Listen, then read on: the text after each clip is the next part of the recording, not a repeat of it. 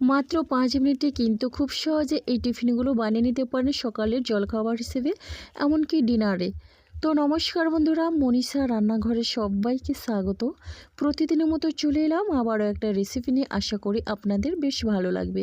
তাহলে চলুন বন্ধুরা, রেসিপিটা শুরু করি আর দেখে নেওয়া যাক এই রেসিপির জন্য আমার কি কি উপকরণ লাগে।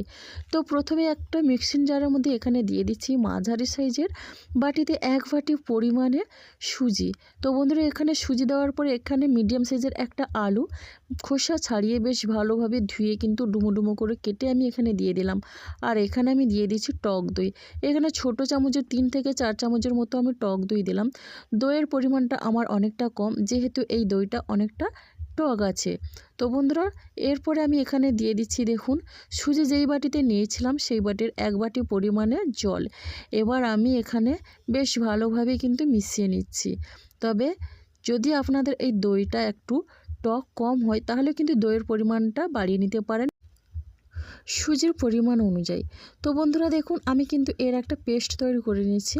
আর এইভাবে আমি সুজির ব্যাটারটা রেডি করে নিলাম।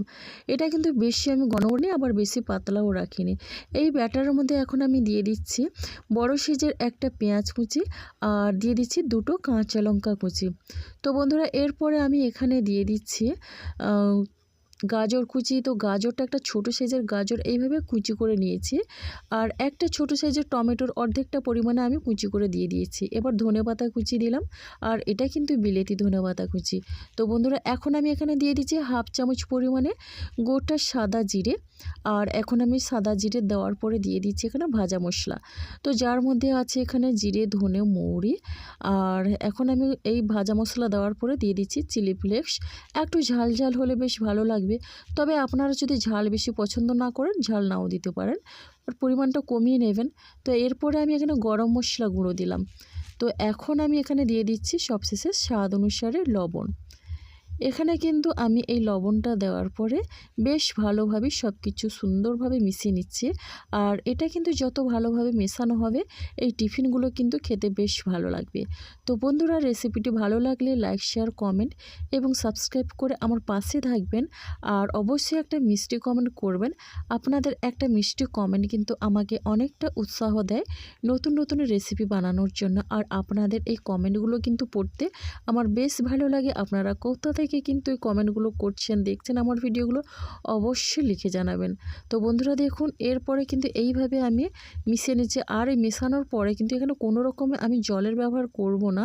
তো এই ঘনত্বে রেখে কিন্তু এই টিফিনগুলো রেডি করে নিতে হবে। দেখুন, একটা থকথকে ব্যাটার রেডি হয়ে গেছে আমার। তো এখন আমি সরাসরি চলে যাচ্ছি টিফিনগুলো তৈরি করার জন্য। এখানে কিন্তু কোনো রকমে আমি রেস্টে রাখবো না। তো এরপরে আগের থেকে আমি গ্যাসে একটা কড়াই বসিয়ে দিয়েছিলাম। কড়াইয়ের মধ্যে দিয়ে দিচ্ছি, দেখুন এখানে তেল। তো তেলটা অল্প পরিমাণে তেল দিলাম। আর তেলটা বেশ ভালোভাবে প্রথমে গরম করে নিয়ে 1 হাতা পরিমাণে আমি ব্যাটারটা দিয়ে দিলাম। আর এগুলো কিন্তু আমি বেশি বড় করব না টিফিনগুলো। তো আপনারা চাইলে কিন্তু একটু বড় সাইজের যদি করে নিতে চান তাহলে ব্যাটারটা একটু বাড়িয়ে দেবেন, দিয়ে একটু হাতার পেছনটা দিয়ে একটু ঘুরিয়ে বড় করে নেবেন। তবে আমি এইভাবে ছোটো শেপে টিফিনগুলো বানিয়ে নিচ্ছি। আর এটা একটা খেলে কিন্তু অনেক সময় ধরে পেট ভর্তি থাকে। ভীষণই হেলদিভাবে কিন্তু আমি এগুলো বানাচ্ছি। বাচ্চা বড় সবার বেশ ভালো লাগবে। আর ঢাকনা দিয়ে কিন্তু আমি এখানে লো ফ্লেমে একেবারে 1.5 থেকে 2 মিনিটের মতো টিফিনগুলো বানিয়ে নিচ্ছি। কেন বলুন তো, যেহেতু এই গাজর টাজর দেওয়া আছে না, এগুলো কিন্তু খুব সহজেই সেদ্ধ হয়ে যাবে। এবার আমি ঢাকনাটা খুলে আবারও অল্প পরিমাণে তেল দিয়ে দিলাম। এবার তেলটা দিয়ে আমি উল্টে নিচ্ছি। এবার উল্টে নেওয়ার পরে কিন্তু এখানে এইভাবে লো ফ্লেমে আরও আমি এখানে 20 থেকে 30 সেকেন্ডের মতো রান্নাটা করে নেব। তাহলে কিন্তু টিফিনগুলো একেবারে পারফেক্ট হবে। ভেতর থেকে কিন্তু সবজিগুলো খুব সুন্দরভাবে সেদ্ধ হয়ে যাবে। তো দেখেই বুঝতে পারছেন বন্ধুরা, খুব সহজেই কিন্তু এই টিফিনগুলো রেডি হয়ে গেছে। তো আবারও একই রকমভাবে আপনাদের বোঝানোর জন্য তৈরি করে দেখিয়ে দেব। আর এর থেকে হেলদি রেসিপি আর হয় না। বাচ্চাদের টিফিন বক্সে দিলে বাচ্চারা তো ভীষণই তৃপ্তি করে খাবে। রোজ রোজ রুটি পরোটা ভালো না লাগলে এই টিফিনগুলো অবশ্যই বানিয়ে নিতে পারেন। কোনো রকমে মাখাবেলার ঝামেলা ছাড়া এই টিফিনগুলো খুব সহজেই তৈরি হয়ে যায়।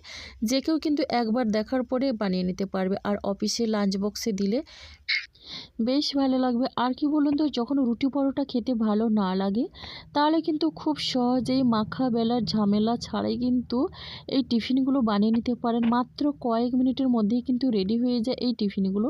যে কেউ কিন্তু একবার দেখার পরে খুব সহজেই বানিয়ে নিতে পারবে। ভীষণই হেলদি এবং টেস্টি এই টিফিন। বাড়িতে থাকা কয়েকটা উপকরণ দিয়ে কিন্তু টিফিনগুলো রেডি হয়ে যায়। হাতের কাছে এই উপকরণগুলো আপনাদের থাকে। তো দেখুন, একই রকমভাবে কিন্তু আমি এখানে সবগুলো টিফিন তৈরি করে নিয়ে ফিরে এলাম। তো বন্ধুরা, একবার হলেও আপনারা ট্রাই করবেন আর কেমন লাগলো কমেন্ট করতে ভুলবেন না। প্রত্যেকটা কিন্তু খুবই সুন্দরভাবে তৈরি হয়ে গেছে আর কালারটা কিন্তু খুব সুন্দর হয়েছে। বন্ধুরা, আপনারাও আপনাদের পছন্দের মতো কালার করে ভেজে নেবেন। আর এইভাবে একটু লাল করে কিন্তু টিফিনগুলো রেডি করে নিলে ভীষণই খেতে ভালো লাগে।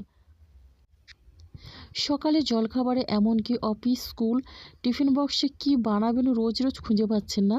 হাতের কাছে সুজি আর কয়েকটা সবজি থাকলেই কিন্তু খুব সহজে এই টিফিনগুলো বানিয়ে নেওয়া যেতে পারে। প্রত্যেকটা টিফিন কিন্তু খুবই সুন্দর হয়েছে। আর এই টিফিনগুলো একটা খেলে কিন্তু অনেক সময় ধরে পেট ভর্তি থাকে। আর এটা কিন্তু ভীষণই টেস্টি আর হেলদি হয়, ভীষণই লোভনীয়। তো বন্ধুরা, একবার হলেও এটা ট্রাই করে দেখবেন। দেখবেন একবার খাওয়ার পরে কিন্তু এটাই বারবার বানিয়ে খেতে চাইবেন। তো বন্ধুরা, আজকের রেসিপিটা আমার এই পর্যন্ত। আর আগামীকাল আসবো আবারও একটা নতুন রেসিপি নিয়ে। এখন কিন্তু শীতের সময় অনেক রকমের সবজি পাওয়া যায়। বন্ধুরা, অবশ্যই এই শীতের সবজি দিয়ে এই টিফিনগুলো বানিয়ে দেখবেন। জিভে কিন্তু স্বাদ লেগে থাকবে। এতটাই এটা খেতে ভালো লাগে, যেই রকম হেলদি তো সেই রকম টেস্টি। তো বন্ধুরা, আজকের রেসিপিটা এই পর্যন্ত। তো সবাই ভালো থাকুন, সুস্থ থাকুন। অসংখ্য ধন্যবাদ আর অনেক অনেক ভালোবাসা রইল।